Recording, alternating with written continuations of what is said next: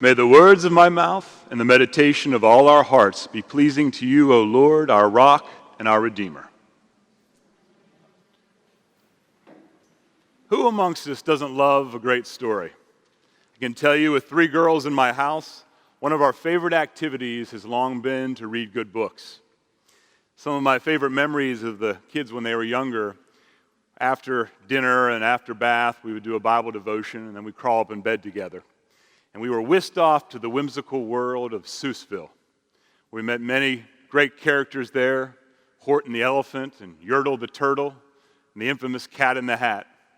And then there were other nights when we joined Mary and Laura in the Little House series. And no childhood could possibly be complete without reading C.S. Lewis's Narnia. I think the girls and I read The Magician's Nephew the whole way through to the last battle at least 2 or 3 times. They've grown up a little bit now, and their interests are more along the lines of the short stories by Poe and Kipling and O'Connor. My wife, Kristen, loves good novels, and I tend to be a biography kind of guy. But I can tell you, of all the stories that we've ever read, I would argue that none of them top the 2,000 words, the 85 verses, and the 4 short chapters of the book of Ruth. You can read it in 10 minutes. And you come face to face with an epic tragedy, glorious heroism, and the truest of love.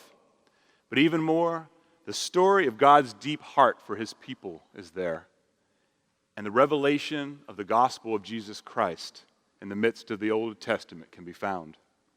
So let's travel back this morning to the middle of the time of the Judges, and the Israelites were up to their old tricks again. They had denied God's covenant promises, and they were breaking the law and worshiping false gods. And as a result, they were experiencing the consequences, the curses of breaking that covenant. And there's a terrible famine now upon the land. And this is where we first meet Naomi and her husband, Elimelech.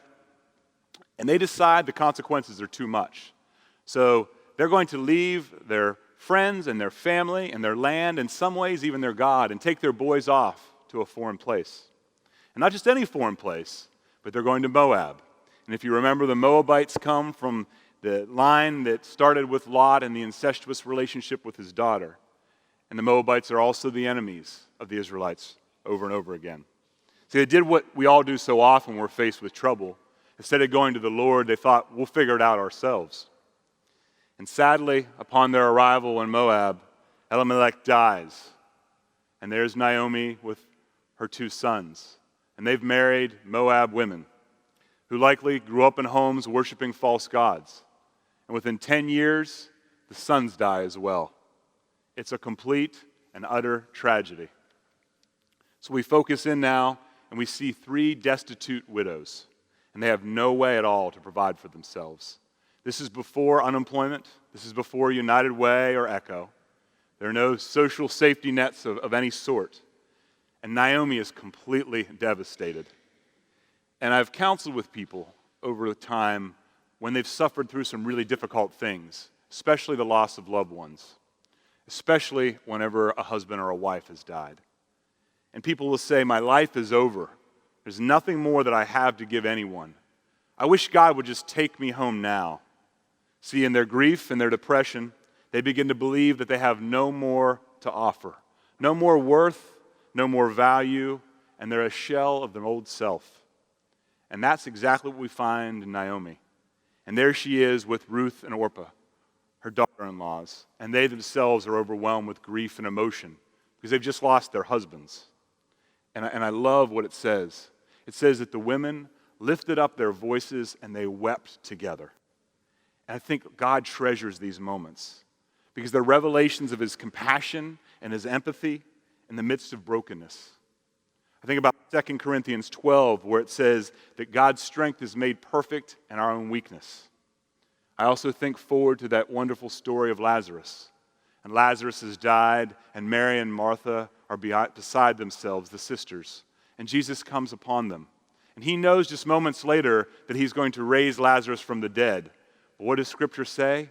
It says Jesus wept, the same word that's used here. He understands the depth of their brokenness, and he's brought these 3 women together for this moment in time.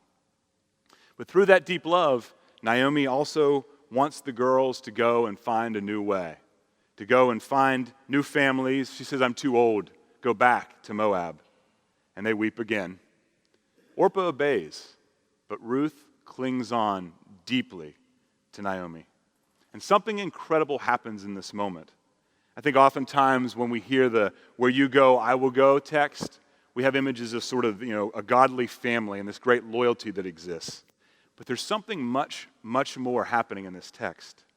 See, Ruth is declaring her conversion to the faith in the one and living God. Read it again. See where it says, don't urge me to leave you, for where you go, I will go. Where you live, I will live. Your people will be my people.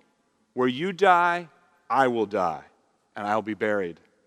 And then she says, may the Lord do unto me more, also if anything but death parts me from you. This is covenant language. This is language that mimics the great covenant that God gave to Abraham and the Israelite people. This foreign woman, who likely grew up worshiping false gods, is now declaring her faith and belief in the one and true God of the universe. But how has she come to this covenantal understanding?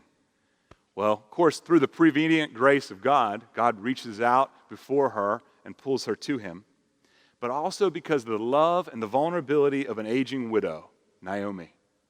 Naomi has loved Ruth as her own. She took the time to teach her the covenant truths of Yahweh, and ultimately, she's there to weep and share in her pain. And her love is so deep that she puts her own interests aside for that of Ruth. See, God has used the worthless to become worthy, worthy enough to rescue Ruth from a godless existence and bring her into the kingdom of Israel. But the greatest short story ever told doesn't end there, because we still have two starving widows, and they're making their way to Bethlehem. And upon their arrival, it's complete scandal. Naomi has come back after leaving everyone. And who has she brought with her? But a Moabitess daughter-in-law. Unimportant aliens is all they are. And you can see this in Naomi's posture. She says to everybody, don't call me Naomi, call me Mara, which means bitter, because God has dealt bitterly with me in my sin.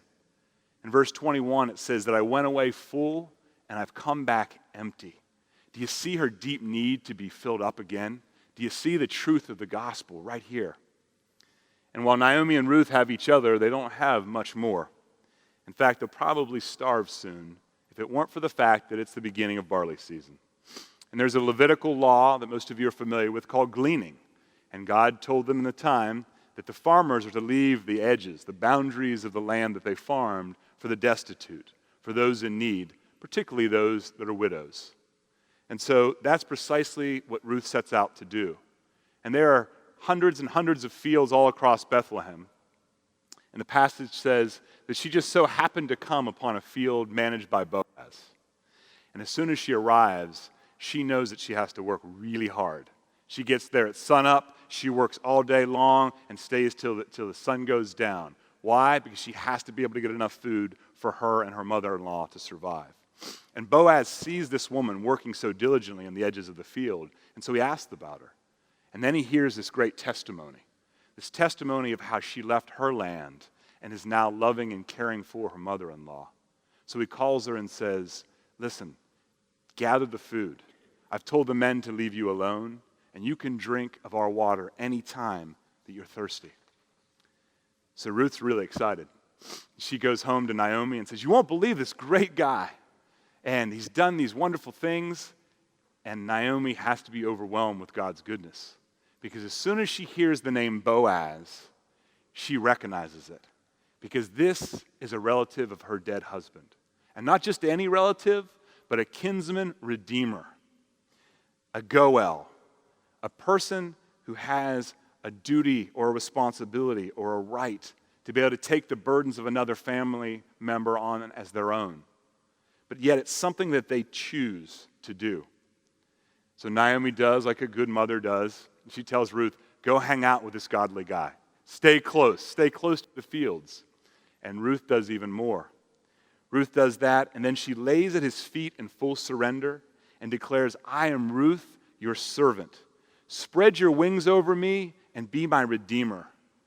And he responds by telling her that she's a worthy woman and expresses his deep desire to be her kinsman redeemer. And the matter is slightly delayed because it turns out there's another man in front of Boaz for that role. But as soon as he finds out it's a Moabite, he says, thanks, but no thanks. And Boaz then gets the privilege and opportunity to fully redeem Naomi and Ruth, grafting them into the family of faith. And so Boaz takes Ruth as his wife, and a beautiful covenant was made between them, and so was a precious baby boy. But the happily ever after in this story is even better. For it isn't merely a story about two widows and a farmer, but instead about the transforming truth of the gospel. See how God's will and purpose works perfectly with human decisions to bring forth his plan of redemption? See how Ruth's boldness and how Boaz's generosity saved Naomi and graft her back into God's kingdom. In fact, the baby that the Lord gives through the marital covenant of the Israelite farmer and the Moabite is none other than Obed, the father of Jesse, the grandfather of David, and of the line that the Messiah, Jesus Christ, would ultimately come through. I've always told my kids that one of the greatest ways to understand and appreciate stories of the past is to see ourselves in them. We often glean the truth about each of us by the characters of which we read. And boy, is it possible to do that when we look at Naomi and Ruth and Boaz. Sometimes we're indeed Ruth. We're alive in our salvation. We're ready to work, ready to struggle, and to come boldly before Christ to ask for his mercy and grace in our lives, knowing and believing that he stands ready with open arms to receive us. But then there are other times when we have the good blessing of being Boaz, offering a clear course of redemption in Christ to the person who stands in front of us, even when they've hurt us deeply. By now, I imagine most of you have read the story involving Amber Geiger, a police officer involved in an affair who had just come off a really long shift. And she came to her apartment, but she made the terrible mistake of going to the wrong floor and the wrong apartment. And she found a man by the name of Botham Jean, a black man who was eating ice cream on what she thought to be her couch. And of course, in reality, it was his. And rather than phoning for help, she pulled the gun and shot the 26-year-old young man to death in his own home. And as Jack Campbell will tell you, prior to criminal sentencing, family members are often able to share their thoughts about what happened in open court. So Botham's younger brother, who's only 18 years old, his name is Brant, who should have been filled with anger and rage and very, very upset about what happened. He had been silent before, by the way. He comes forward and he offers the testimony. In fact, he looks at Amber in the eyes, and this is what he said. Go to God with all the guilt, all the bad things you may have done in the past. Each and every one of us have done things in the past. If you are truly sorry, I know I forgive you. And if you go to God and ask him, he will forgive you. I'm speaking for myself. I love you like anybody else. And I won't say, I hope you rot and die like my brother did. But I personally want the best for you. I was not going to say this in front of my family, but I don't even want you to go to jail. I want the best for you, because that is what my brother Botham would want. And the best is to give your life to Christ. Giving your life to Christ would be the best thing to do.